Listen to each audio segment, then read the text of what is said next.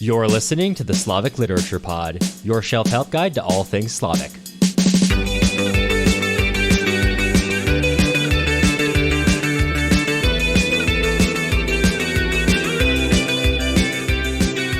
I'm Cameron Lavana.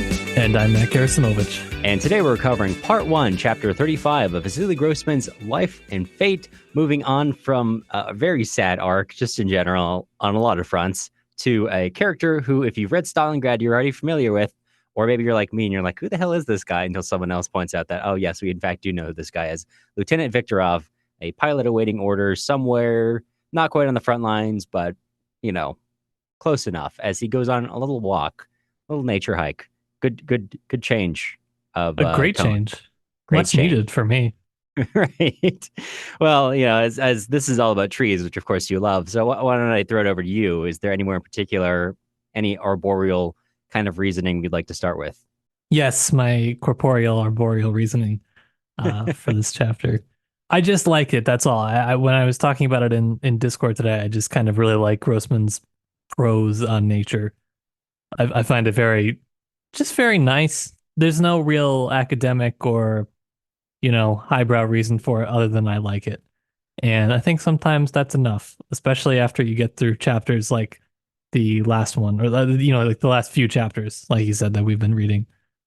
Sometimes it's just nice to have a calmer, more contemplative chapter and not have to be so, I would say, so like emotionally invested in the plot. Yeah. Although I think maybe a good reason that there's still room for emotional engagement here. Of course. Yeah, right. But I think I want to bring up. So I'm going to briefly bring up the point I wrote about, because I think there was a Discord user who brought up a great counterpoint, which is that when I was reading this chapter, I was kind of conceiving of it as we enter with Viktorov, the hotshot pilot, who is, as he's walking along this forest, first thinks of it as almost like a fantasy land. As he smells the smells and sees the sights, he thinks of, quote, an old Russia, like this place of fantasy of maidens and towers and gray bearded merchants, and when patriarchs and all these other patriarchs are still around, sort of, deacons and patriarchs and whatever. And it's another era. It's a story tale, fairy tale, and story tale. It's much like a story. It's also a tale. And as he goes deeper into the forest, those thoughts kind of quiet. His sort of like, well, I'm a pilot. I drive diesel. What can a patriarch tell to someone who's got a diesel engine? Which is, actually a good point. Choo-choo. What can the Pope tell to someone who flies a 747? That is a good theological rejoinder. And as he goes deeper into the forest, he begins to notice more of the bugs, the rot, the trees, the light, just very sensory things, until he emerges into a field and it gets a little happier for him. And when I was reading this, I was kind of conceiving of it as the power of the forest overpowering his sort of modern hotshot attitude of it is not a land absent far away, just a fairy tale left here as a legacy. The Volga is not a powerless symbol. It overpowers those within. At the very end, he thinks no, or maybe the narrator says no U-88 or Night Flying Henkel, both German aircraft, could have flown over this glade. And almost saying that this modern era is powerless against this. And so I was conceiving of that as being quieted. However, we had a reader, Penelope, who has a really interesting rejoinder, who says, for the reader, this move into nature was a welcome shift. Definitely agree. The quiet of the surrounding forest, the smells, and the damp was soothing. I hope Viktorov found peace in those surroundings. Although, of course, one would think of his life as a pilot and the war he's engaged in. Your note said he had nothing to say. To me, the walk was a welcome distraction for him, and he actually had time to think. And as I went back to read after Penelope said that in the Discord, I did notice that, of course, he's still thinking, but now his thoughts are turning to the forest itself. And I think that is a great point, that it's not quieting him, but rather moving him away from the war into more sensory thoughts, perhaps truer ones. The thought of how nice it is to stand out in the sun rather than the thought of how nice it is to, drop bombs on people. I just thought that was a great point that Penelope brought up.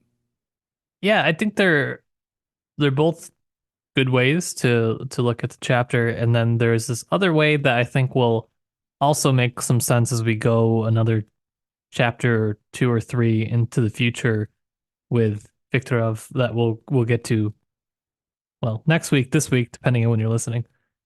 And he kind of has this there's a few lines that sort of posit him as just this kind of uh prototypical, lieutenant, and sort of a figure that's part of this greater whole. And so I think that his reflections on nature also sort of strive towards that same understanding in the way that the these sort of natural forces can combine to make something great and at the same time overwhelming.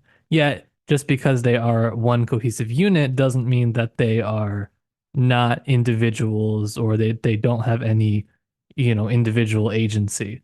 And so I think that this is you could be read as almost an extended metaphor for the Soviet forces or the just the people in the Soviet Union overall. So that's another way you could read it. You could read it a lot of ways. That's the beauty of the forest. It reflects back to you a lot of what you put into it. I want you to look at the forest and I want to know what it says back to you. Let us know what it whispers into your ears. Gaze into the pines. Let us know what when you lighted a flame, what does the smoke tell you? Please don't light it aflame. No, that's what Smokey the Bear wants. Yeah, maybe not. Maybe I'm not. from California. We are all fire central here with all our forests. I think I know what fire safety is all about I'd say safely so. setting fires. Yes, yes, yes. Yeah. All right. Well, speaking of, I actually have some forest fires to set myself, so I think maybe we should call it off for today. I think that sounds good. Kind of a quick one, but we have a lot more to get into next week. And speaking of which, you will hear from us again soon.